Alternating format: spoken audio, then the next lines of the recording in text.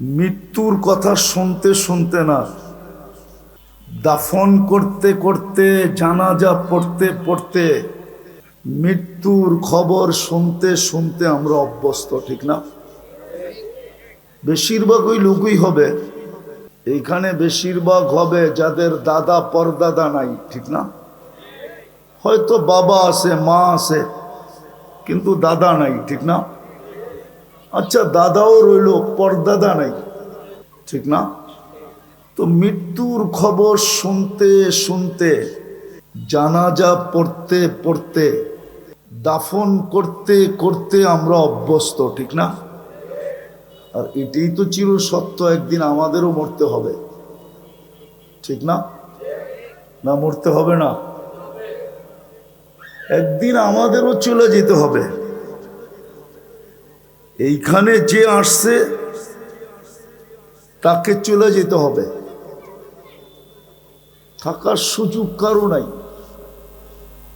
ছিল না, আর কিয়ামতের সকাল পর্যন্ত কারো এখানে থাকার সুযোগ হবে না। চাই তার বসবাস যত উঁচা প্রাচীরের ভিতরে হোক, যত টেকনোলজির মধ্যখানে হোক, যত প্রতিবন্ধকতার মধ্যখানে হোক, যত মেশিন ফিট করুক, ওয়ালাউ ফি বুরুজিম মুশাইয়্যিদা, কোরআন এটাই বলে, তুমি যত ধরনের প্রতিবন্ধকতা মৃত্যুর থেকে প্রস্তুত করো, না ইউদরিকাল মউত, আওয়াজ কমাও, মৃত্যু তোমার সামনে আসবেই আসবে।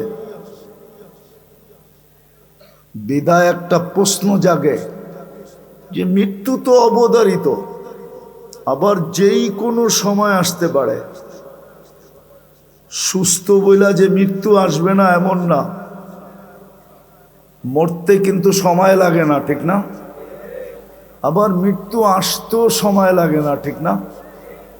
কত অসুস্থ মানুষই তো বাজারে ঘুরে বেড়াইতেছে, আবার দেখা গেল কত সুস্থ মানুষই তো চোখের সামনে চলে গেল। কত বুড়াই তো রাস্তায় ঘুরতেছে, আবার দেখা গেল কত যুবকই তো রাস্তার থেকে বাহির, ঘরের থেকে বাহির হলো ডিজিটাল ঘোড়ায় চড়া। ডিজিটাল ঘোড়া চিনেন কি? মোটর সাইকেল হলো ডিজিটাল ঘোড়া। অ্যানালগ ঘোড়া 60-70 মাইল ব্যাগে চলতো, আর ডিজিটালটা 150-200 মাইল ব্যাগে চলে, ঠিক না? কত যুবকই তো গাজীপুরে পাওয়া যাবে ডিজিটাল ঘোড়ায় বাহির হলো, বিকালে লাশ হয়ে ফিরে আসলো, 2-1 ঘন্টা পরেই লাশ হয়ে ফিরে আসলো, 10 মিনিট পরেই লাশ হয়ে ফিরে আসলো। তো মৌত দেখতে দেখতে, শুনতে শুনতে, জানাজা পড়তে পড়তে, দাফন করতে করতে আমরা অভ্যস্ত।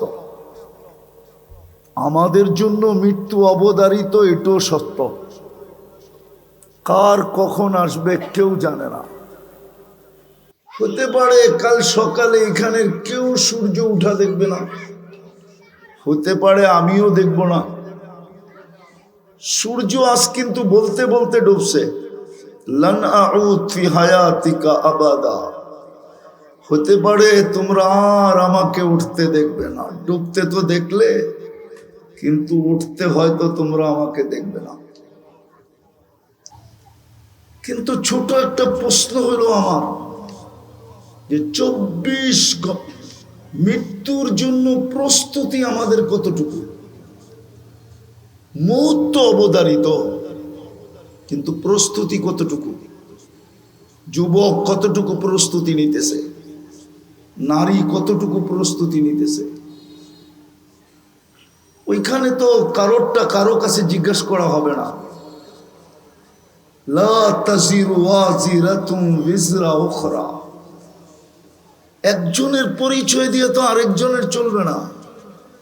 দুনিয়া তো চলে দলের পরিচয় দিয়ে চলে, ব্যক্তির পরিচয় দিয়ে চলে, বংশের পরিচয় দিয়া চলে, পদবীর পরিচয় দিয়া চলে,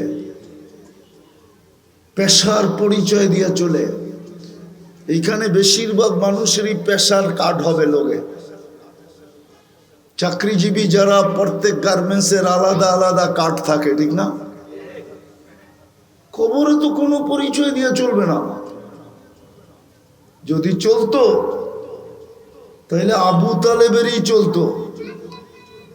মাগরিবের পরের থেকে হুজুরদের কাছে শুনলেন না আল্লাহর নবীর মর্যাদা, শান, মান। আবু তালেব তো ওনারই বাতিজা, একই তো রক্ত, দুইজনের শিরায় উপশিরায় দৌড়াইতেছে। ৪৪ বৎসর মুহাম্মদুর রাসূলুল্লাহকে লালন পালন করছেন। কত? 4 দশক, আরো 4, ৪৪ বৎসর লালন পালন করছেন। নিজের হাতে কবরে নামাইছেন, অথচ ওনার হাতের ছোঁয়া পাইলে, যেই জিনিসের উপরে হাতের ছোঁয়া লাগছে ওই জিনিস নিজে বলতেছে আমি ধন্য। পিঠের ছোঁয়া লাগছে খেজুর গাছে, যেটাতে জুমায় পিঠ লাগায় খুতবা দিতেন। মেম্বর তখনও তৈরি হয় নাই। যেদিন মেম্বর তৈরি হয়েছেন, মেম্বরে পা রাখতে দেরি, খেজুর গাছ বাচ্চার মতো কানতে দেরি করে নাই। শুধু আল্লাহ রসুল শোনেন নাই, পুরো মসজিদ শুনছে, কিন্তু খুঁজে পাইতেছিলেন না কাদেকে। ভালোভাবে লক্ষ্য করার পরে দেখা গেছে খেজুর গাছ থেকে কান্না আসতেছে। আল্লাহ রসুল নাইমা যায় সান্ত্বনা দিছেন, সান্ত্বনা দিছেন, তোমাকে জান্নাতে নিয়ে যাব, তুমি খেজুর দিবে, আমি খাবো। তোমাকে পায়ের নিচে রেখা দিতেছি, তোমার উপর দিয়া পা দিয়া মেম্বরে উঠবো। তারপরে শান্ত হয়েছে। যার পিঠের ছোঁয়া লাগলে এরকম হয়, হাতের ছোঁয়া লাগলে কিরকম হয়? হাতের ছোঁয়া লাগছে আনাস ইবনে মালিক রাদিয়াল্লাহু তাআলা আনহুর দস্তরখানে। হায়, আজকে তো আমরা রসুলের ছোঁয়াই লাগাইতে চাই না। যার শরীরের ছোঁয়া লাগলে, যার ইশারা ইঙ্গিত পাইলে ভাগ্য খোলে, ইঙ্গিত। আজকে তো যুবকরা তার আদর্শে চুল কাটতে চায় না। মেয়েরা চুল নিয়ে ট্রোল করে, ট্রোল, ব্যঙ্গ করে যুবকদের চুল নিয়া। এক যুবকও বলতে পারবে না যে চুল কাটা থেকে মেয়েরা ওকে প্রেমপত্র পাঠাইছে, I.U পাঠাইছে আজ পর্যন্ত। বরং চুল দেখা কয় কাউয়া কাটিং কই পেলি, বদনা কাটিং কই পাইলি, পাটি কাটিং কই পাইলি। 10-15টা তো নামই আছে চুলের কাটিং এর, খালি মেয়েরা নাম দিছে। তো বুঝাইতেছিলাম, যার হাতের ছোঁয়া পাইলে দুনিয়ার আগুন সুতা পর্যন্ত জ্বালাইতে পারে না, ওই রসুল নিজের হাতে চাচাকে কবরে নামাইছেন। নামায় শুধু চোখের পানি ছেড়ে দিয়ে বলছেন, আম্মি মা তারাক্তালি সাবিলা। চাচা, আমার জন্য কোনো সুযোগ রাখলেন না। আমি যে আপনার জন্য কিছু করব, এই সুযোগটাই তো রাখলেন না আপনি। সর্বশেষ পরীক্ষা করে দেখছেন, চেষ্টা করে দেখছেন যে শেষ দোয়া করে দেখি। হাত উঠাইতে দেরি, জিবরিল আলাইহিস সালাম আয়াত নিয়ে আসতে দেরি করেন নাই। মা কানা লিন নাবিয়্যি ওয়াল্লাযীনা আমানু আইয়াস্তাগফিরু লিল মুশরিকিন, আইয়াস্তাগফিরু লিল মুশরিকিনা ওয়ালাউ কানু উলু কুরবা। নবীজি, বন্ধু আপনার জন্য শোভা পায় না, মুশরিকের জন্য কেন হাত তুললেন? তো মৃত্যু অবধারিত, আমাদের প্রস্তুতি কতটুকু? বলবেন প্রস্তুতির দরকারটা কি? কেন 24 ঘন্টা আপনি কারটা বুক করেন? বলেন, সুস্থতা কার? হ্যাঁ, সুস্থতা যদি না দিতেন আপনি ফ্যাক্টরিতে কাজ করতেন কি করে? মাসের শেষে যা পান এটা গণতেন কি করে? সুস্থতা যদি না দিতেন, সুস্থতা যদি না দিতেন তো আপনি মাসের পরে পরিশ্রম করতেন কি দিয়া? সুস্থতা যদি ডেলি সকালে কিনতে হইতো বাজার থেকে, কোম্পানির থেকে, ফ্যাক্টরির থেকে বা কোনো জায়গার থেকে যদি সুস্থতা নিতে হইতো তাহলে ডেলি কয় টাকা বিল দিতে হইতো? আরে বলেন না, কয় টাকা বিল দিতে হইতো? আমি কথাকে গুছিয়ে শেষ করতেছি, বেশি লম্বা করার সুযোগ আমার কাছে নাই। 2-4-10 মিনিটই শেষ করে দিব। প্রস্তুতির প্রয়োজন এই জন্য যে আপনি সারাদিন কাঠটা ভোগ করেন, অস্তিত্ব বাদ দিলাম, কাঠটা ভোগ করেন। কতটুকু ভোগ করেন?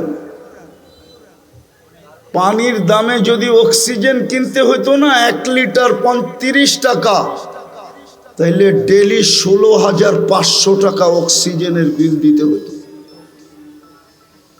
আর সরকারের মতো যদি কার্ড সিস্টেম আল্লাহ করতেন, যে কার্ডে টাকা আছে তো বিদ্যুৎ চলমান, কার্ডে টাকা নাই বিদ্যুৎ অফ, আল্লাহ যদি ওই সিস্টেম করে দিতেন যে অক্সিজেনের কার্ডে টাকা থাকলে অক্সিজেন চলবে, নাইলে চলবে না, তাইলে দেখা যেত গাজীপুরের লক্ষ মানুষ ডেলি রাস্তায় শুয়ে আছে। বড় বড় লোক পর্যন্ত শুয়ে থাকতো, যাই ঝামেলার কারণে টাকা ভরতে পারে না, ব্যস্ততার কারণে, বাস টাকা শেষ, জায়গায় শুয়ে পড়ছে, অক্সিজেন নাই। তো যেটা বুঝাইতেছিলাম, মৃত্যু অবধারিত, কিন্তু প্রশ্ন হলো প্রস্তুতি কতটুকু? কোনো পরিচয় তো এখানে চলবে না, এটাও প্রমাণ করলাম। আপনি বলবেন প্রস্তুতি নিতে হবে কেন? সারাদিন বুক করবেন আল্লাহটা। আফাহাসিবতুম আন্নামা খালাকনাকুম আবাস ওয়া আন্নাকুম ইলাইনা লা তুরজাউন। আল্লাহ বলে সব তুমি অনার্থক সৃষ্টি, তোমার পিছে অনার্থক ব্যয়। প্রযুক্তির সাথে যদি মিলানো হয় তাহলে ডেলি কোটি টাকা বিল আসবে, কোটি টাকা। একটা করে যদি আমি মিলাই, শুধু অক্সিজেন মিলাইলাম, ডেলি 16,500 টাকা বিল হয়। যদি পার শ্বাসে 1 পয়সা হয় তাহলে ডেলি 1600 টাকা বিল হয়। যদি খাওয়ার ঘ্রাণ চেক করতে হইতো মেশিন দিয়া, তাইলে কয় টাকা বিল হইতো? নাক অটোমেটিক চেক করে দেয় ঘ্রাণ ঠিক আছে কিনা, জিহ্বা অটোমেটিক চেক করে দেয় স্বাদ ঠিক আছে কিনা। এইগুলা যদি প্যাথোলজি সেন্টারে পড়তে, খাওয়ার আগে, পানের আগে যদি চেক করতে হইতো তাহলে বোঝা যেত বান্ডেল কতটি লাগে, ওর জন্য পরিশ্রম কতটুকু লাগে। এখন তো 8 ঘন্টা পরিশ্রমে চলে, তখন 24 ঘন্টা পরিশ্রম করলেও মনে হয় চলতো না।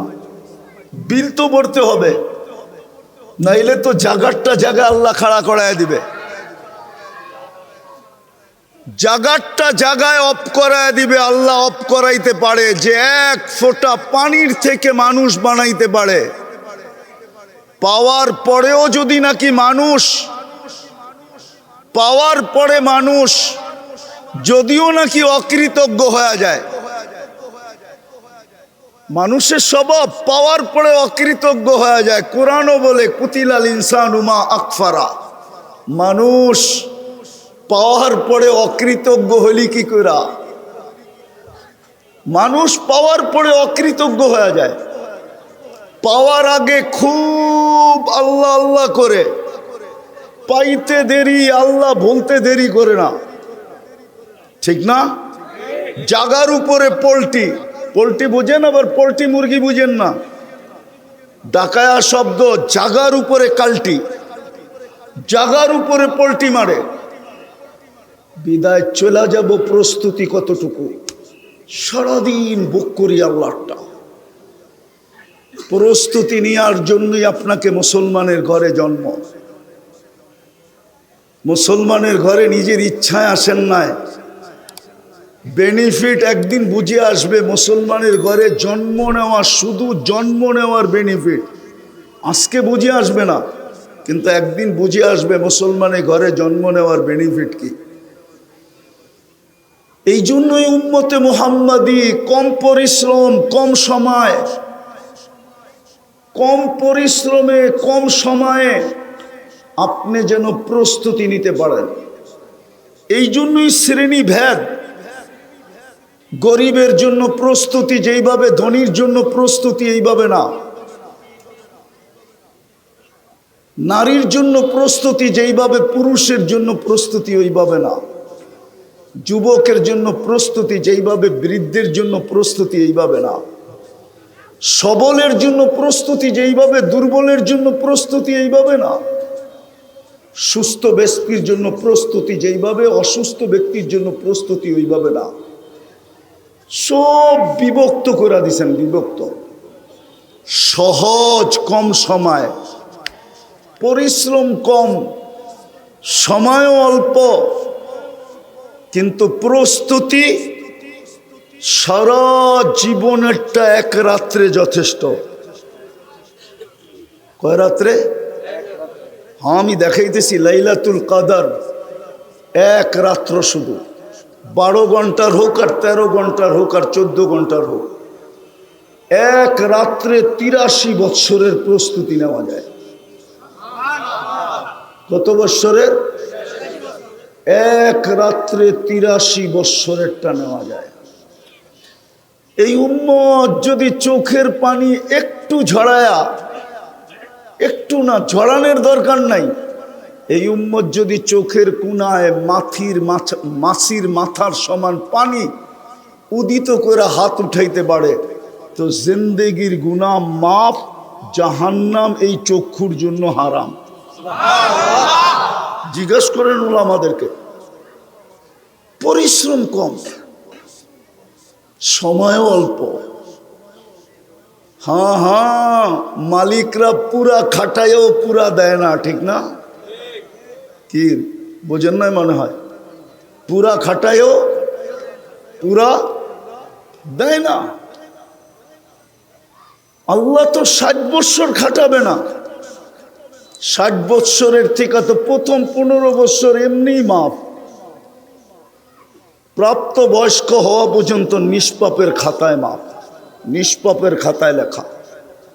তারপরে যতক্ষণ ঘুমাবো ততক্ষণ কলম উঠানো, আমার বিরুদ্ধে কিচ্ছু লেখা হবে না। ন্যাক হয়তো লেখা হইতে পারে, কিন্তু গুনাহ লেখা হবে না। বাকি রইল কতটুকু? অতটুকুই তো সময়, অতটুকুই পরিশ্রম, কিন্তু ছোঁয়া প্রস্তুতির কাঠটি বহুত বড়। 5 ওয়াক্ত নামাজ পড়লে বলে 50 ওয়াক্তের সওয়াব পাওয়া যায়। কত কত কত? ওটা একা একা চুপে চুপে পড়লে। মসজিদে 5 ওয়াক্ত পড়লে 1350 ওয়াক্তের সওয়াব পাওয়া যায়। 1350 ওয়াক্তের। হুজুররা মনে হয় মানে না।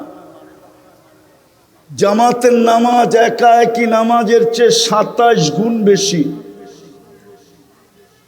তো একা একই পড়লেই তো 1 10, 10কে 27 দিয়া গুণ দিলে 270, 5 দিয়া গুণ দিলে 1350। এই জন্য চলেন, আমি শেষ জায়গায় চলে আসছি। জানি না কার মউত কখন আসবে। যুবক, ভালো মতে বোঝো, চিতাতেই সব শেষ এমন না। তুমি মুসলমানের ঘরে জন্ম নিলে, উম্মতে মুহাম্মদী হইলে, মাথার উপরে মুকুট লাগাইলে কুনতুম খায়রা উম্মাহ। অনেকগুলা মুকুট তোমার মাথায় আছে, যেগুলা তুমি চোখে দেখতেছো না। কোরআন কাটলে দেখা যাবে তোমার মাথায় কয়টা মুকুট। কোরআন হাদিস ঘাটলে দেখা যাবে কয়টা মুকুট তোমার মাথায়। তুমি উম্মতে মুহাম্মাদি 24 ঘন্টা ভোগ করবে আল্লাহটা, আর তুমি বলবে আমার কাছে সময় নাই, আই এম ভেরি বিজি। এই জন্যই তো মৃত্যুর সাথে সাথে মৃত্যু লগ্নে আইসা ফেরেশতা জিজ্ঞাসা করবে আইনাল ইশতিগাল, বল তোর ব্যস্ততা কোথায়। চলে আসছি আমরা, নিয়ে নিব এখন তোকে উঠায়া, বল ব্যস্ততা কোথায়। তুই না বলতি বড় ব্যস্ত, আই এম ভেরি বিজি। 24 ঘন্টা নাকি ব্যস্ততায় কাটে। চলে আসছি আমরা, ফেরেশতার দল আইসা বলবে চলে আসছি আমরা, আইনাল ইশতিগাল, বল তোর ব্যস্ততা কোথায়। বইলা একটা টান দিবে। হায় হায়, গাজীপুরের স্টেজে টান দিছিল 1 মিনিটের নাই ভরসা। মনে আছে না ভুলা গেছেন? ফিরোজ শাহীর রশি টান দিছিল এই গাজীপুরের স্টেজে, 1 মিনিটের নাই ভরসা গাইতে যায়। অনেক দিন হয়ে গেছে, ভুলা যাওয়ারই কথা। ফেরেশতা রশি টান দিবে আর বলবে আইনাল ইশতিগাল, বল তোর ব্যস্ততা কোথায়। তুই না নিজেকে বড় ব্যস্ত বলতি, ব্যস্ততা কোথায় তোর, আইনাল ইশতিগাল। তারপরে একটা টান দিয়া বলবে জালাল ইশতিগাল, তোর ব্যস্ততা শেষ, বাকিয়াল ওয়াবাল, সব ঘাটি তোর সামনে। ইনকাতাতিল আজাল ওয়ানকাতাতিল আমাল, তোর বয়সও শেষ, তোর আশাও শেষ। যাহাবাতিল আমওয়াল, তোর সমস্ত অর্জন হাতছাড়া। যত বড় অর্জন হোক দুনিয়া, মরতে দেরি, হাতছাড়া হইতে দেরি হয় না। হ্যাঁ, সত্য এটাই। শুধু ওই ব্যক্তিদের ছাড়া যারা প্রস্তুতি নিয়ে গেছে, ওদের কিছু হাতছাড়া হয় নাই। ওয়াজাত্তানি ওয়াজাত্তা কুল্লা শাই, এই কথাই সত্য। ওরা আল্লাহ পাইছে তো সব পায়া গেছে, কিচ্ছু হাতছাড়া হয় না। কি কিছু হাতছাড়া হয়েছে? কিচ্ছু হাতছাড়া হয় নাই ওদের। তৃতীয় ফেরেশতা বলবে যাহাবাতিল আমওয়াল, অর্জন শেষ। বাকিয়াতিল আমাল, আমল কর্ম তোমার সাথে আছে। সবাই সঙ্গ ছেড়ে দিবে, কর্ম সঙ্গ ছাড়বে না। ভাইও ছাড়বে, বোনও ছাড়বে, প্রিয় স্ত্রীও ছাড়বে, সন্তানও ছাড়বে। সবাই সঙ্গ ছেড়ে দিবে। বন্ধু ছাড়বে, বান্ধব ছাড়বে, সামনের লোকগুলা ছাড়বে, পিছের লোকগুলা ছাড়বে, ডাইনের লোকগুলা ছাড়বে, বামের লোকগুলা ছাড়বে। সবাই সঙ্গ ছেড়ে দিবে, শুধু কর্ম সঙ্গে থাকবে। কর্ম খোলার সময় নাই। ভালো হলে বড় ভালো, খারাপ হলে অবর্ণনীয় খারাপ। চতুর্থ একটা ঘোষণা আসবে দুনিয়ার মানুষের জন্য। ওই বাড়ির মানুষের জন্য এক ফেরেশতা ঘোষণা দিবে, তুবা লিমান কানা মাতআমুহু মিনাল হালাল। সুসংবাদ ওই ব্যক্তির জন্য যে দুনিয়াতে হালাল ভক্ষণ করছে। ওয়া ইশতিগালুহু লিখিদমাতি জুল জালাল, 24 ঘন্টা আল্লাহর দাসত্বে কাটাইছে। দাসত্বে চলেন, অল্প সময়, পরিশ্রম অল্প, সওয়াবের গাঠটি বড়, প্রস্তুতি নেওয়া বড় সহজ। এই জন্যই আপনি আর আমি উম্মতে মুহাম্মাদি, এই জন্যই মুহাম্মদুর রাসূলুল্লাহর আগমন। নাইলে মানুষ যত বড় ব্যক্তিত্ব হয় না, যত বড় ব্যক্তিত্ব হয় দুনিয়াতে, সর্ব জায়গায় ওর বিচরণ হয় না। সব জিনিসও খাইতে পারে না। আমাদের পেপার উঠাইলে পাওয়া যাবে, একটা ডিম টেস্ট করতে করতে করতে করতে যার জন্য ডিমটা ভাজা হইল, সে 1 টুকরা ভাগে পায়, বাকি সব টেস্টে চলে যায়। মনে হয় ওনারা বোঝে নাই। আপনারা তো বোঝার কথা, ঠিক না? সমাজের কর্ণধর হিসাবে এই কথাটা তো আপনাদের বোঝার কথা, ঠিক না? না, মনে হয় বোঝেন নাই। কি বুঝছেন বলেন?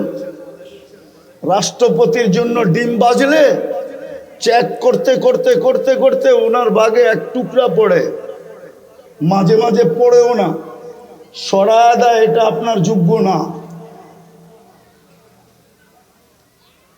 আরে বুঝাইতে পারলাম? হ্যাঁ, আপনি মুহাম্মদুর রাসূলুল্লাহ ব্যক্তিত্ব যত বড় হয় ওনার বিচরণও তত কমতে থাকে। মুহাম্মদুর রাসূলুল্লাহর মতো ব্যক্তি দুনিয়ায় আসবে কেন? আর আপনার আমার মতো মানুষকে উম্মত বানাবে কেন? আপনি তো মুহাম্মদুর রাসূলুল্লাহ চিনেনই না। যদি চিনতেন, একটা উদাহরণ দেই, যেইখানে নূরের জগৎ, নূর আর নূর, আর নূরীদের সর্দার যিনি নূর দ্বারা তৈরি, আবার নূরীদের সর্দার জিবরিল নূর দ্বারা তৈরি, ফেরেশতাদের সর্দার, কিন্তু মেরাজের রাত্রে এক জায়গায় যে থেমে গেছে, আগে চলেন, অনুমতি নাই। দ্বিতীয় জবাব দিছে, আমার শরীরে শক্তিও নাই যে আগে যাব। কে যাবে? শুধু আপনি একা যাবেন। সমস্ত জগৎ অতিক্রম করে যিনি আরশের নিচে গেছেন, আল্লাহ বলছে এখানেই পরিসমাপ্তি না, উপরে আসেন।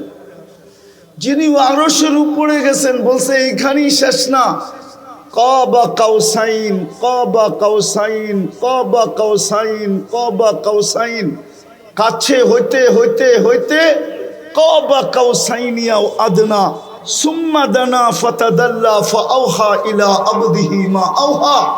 আল্লাহর কাছে হইলেন, দুইজনের কথোপকথন হইল, ওই ব্যক্তি জমিনে আসবে কেন?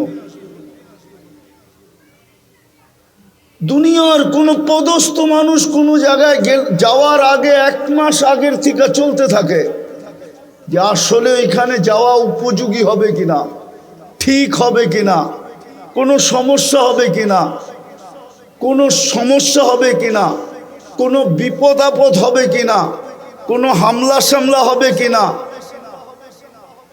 কোনো গ্যাঞ্জাম সাঞ্জাম হবে কিনা, 1 মাস আগের থেকে তো চাইতে থাকে। সিকিউরিটির বেড়া বিলকুল জাল বিছায়া দেওয়া হয়। সমস্ত ইন্টেলিজেন্সের পক্ষ থেকে যখন গ্রিন সিগন্যাল দেওয়া হয় তখন যা কনফার্ম করা হয় উনি আসবে। সামান্য একজন দুনিয়ার ব্যক্তিত্ব, 1 ফোঁটা দুর্গন্ধময় পানির থেকে তৈরি। মনে উঠলো আবার রাগ না হয়ে যান, বলবো একজন প্রতাপশালী ইসলামের ইতিহাসে বাদশাহ ছিলেন ইয়াজিদ বিন মুহাল্লাব। মালিক ইবনে দিনার রহমতুল্লাহ আলাইহির জামানায় তো সৈন্য সামন্ত নিয়ে বাড়ির ভিতর থেকে বাহির হইতেছিলেন। মালিক ইবনে দিনার রহমতুল্লাহ একটু উঁচু জায়গায় দাঁড়ায় দেখতেছিলেন। যখন কাছাকাছি সামনাসামনি আসছেন তো উনি একটু বেঁকা চোখে দেখছেন। তো বাদশার চোখে চোখ পড়া গেছে, ডাকছে এদিকে আসো, আমাকে চিনো না? তো বলছে তোমাকে আমি তোমার চেয়ে ভালো চিনি। বলছে আমাকে আমার চেয়ে ভালো তুমি কেমনি চিনো? বাদশাহ আদবওয়ালা ছিল, বেয়াদব ছিল না। কি ছিল? কেন? মালিক ইবনে দিনার চিনতো। তো বলছে আমাকে আমার চেয়ে ভালো করে কি করে চিনো?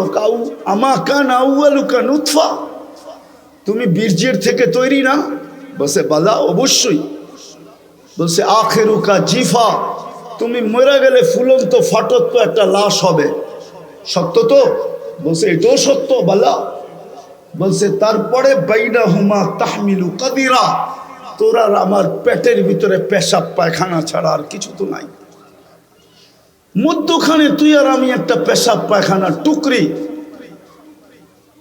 বালতি টুকরি, এছাড়া তো কিছু নাই। তো বলছে বালা আরাফতানি হাক্কা। তো বাদশাহ বলতেছিল ইব্রাহিম ইবনে মালিক ইবনে দিনার, তুমি আমাকে চিনছো, এই চামচগুলো একটাও আমারে চিনে নাই। আমার চতুর্দিকে যে চামচ দেখো এগুলো একটাও আমাকে চিনে নাই, তুমি আমাকে চিনছো। বিদায় পায়ে হাত দিয়া বলি চলে যেতে হবে। দুনিয়ায় শেষ না, দুনিয়াই শেষ না, প্রতিদিন জীবন লেস হইতেছে, লেস। প্রতিদিন কবরের আগ সামনে বাড়তেছি, কে কখন চলে যাবে কেউ জানে না।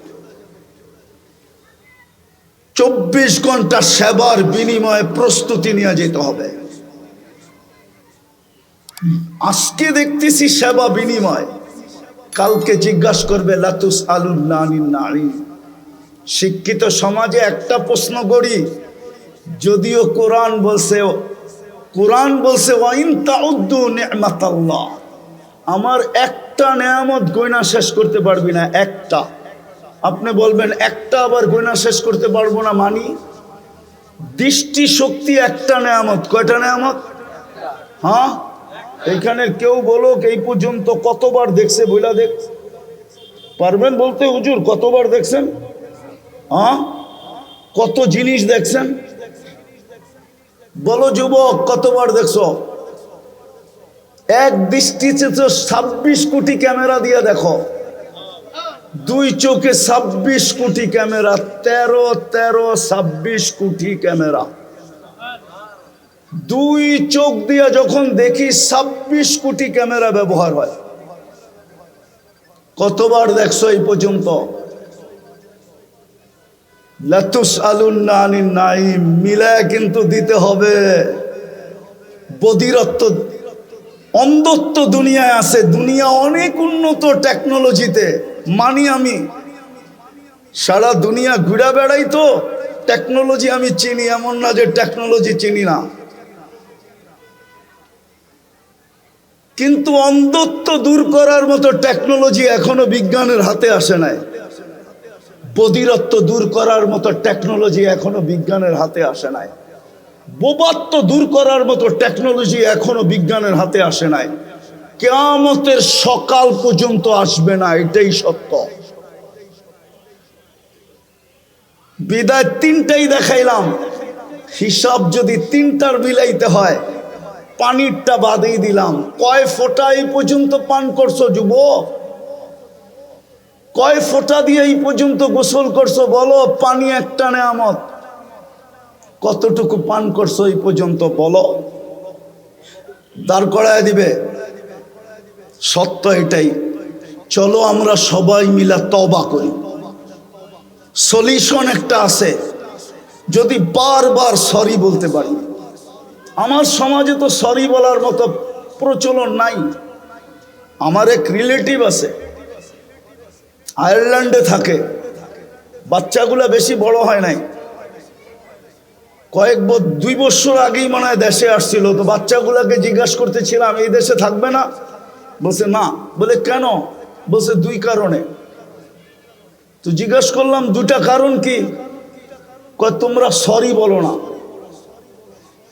তোমরা সরি বলো না, ভুল করো কিন্তু সরি বলো না।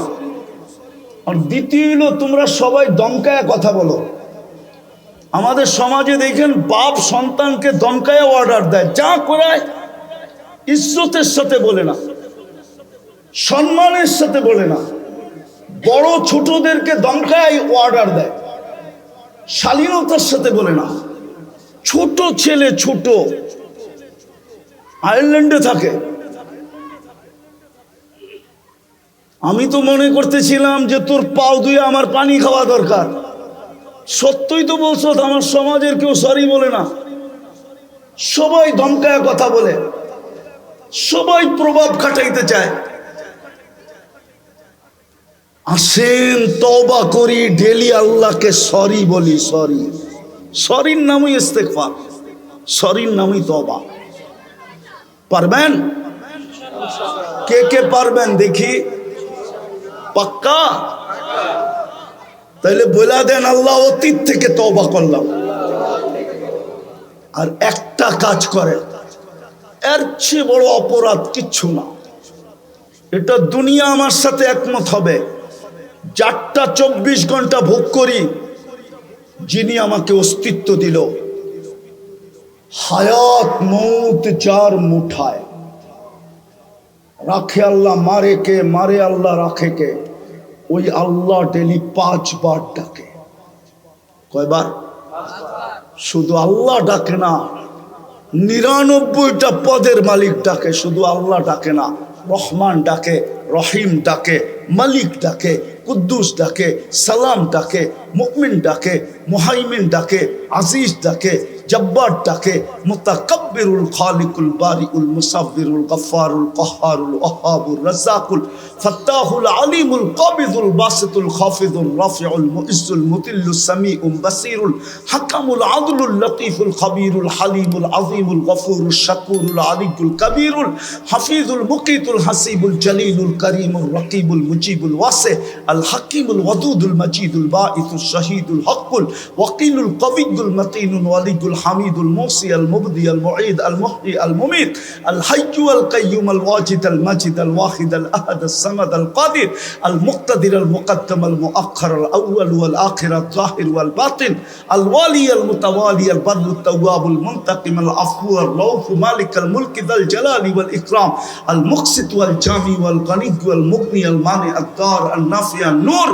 আল হাদি আল বদি ওয়াল বাকি আল ওয়ারিস ওয়াল রশিদ আস সাবুর জাল্লে জালালু 99 পদের মালিক ডেলি 5 বার আল্লাহ ডাকে, 5 বার ডাকে। আপনি বলেন ব্যস্ত, সাড়া দিতে পারি না, এর চেয়ে বড় অপরাধ কিচ্ছু নাই। দুনিয়া বলবে এর চেয়ে বড় অপরাধ কিচ্ছু নাই, এর চেয়ে বড় বেয়াদবি কিচ্ছু নাই, এর চেয়ে বড় নিমক হারামি কিচ্ছু নাই, অকৃতজ্ঞতা কিচ্ছু নাই, এর চেয়ে বড় কোনো অকৃতজ্ঞতা নাই। ভালো মতে বুঝি, 5 ওয়াক্ত কমসে কম এই ডিউটিটা পুরা করি। হ্যাঁ, কিতাবের এক জায়গায় লেখা আছে এটা শরীরের ভাড়া, দেহের ভাড়া। আমার আখেরাত গুছানো তো হবেই হবে, জীবনটা গুছানো তো হবেই হবে, সাথে সাথেই দেহের ভাড়াটাও আদায় হয়ে যাবে। নাইলে কতদিন চালাবেন এটা ভাড়াহীন? আল্লাহ ডাকে আপনি আসেন না। পায়ে হাত দিয়া বলি, পড়বেন নামাজ? কে কে পড়বেন যে আজকের থেকে ছাড়বো না? আল্লাহ আমাদেরকে আমল করার তৌফিক দান করেন। ওমা আলাইনা ইল্লাল বালাগ। কেউ উঠাউঠি করবো না।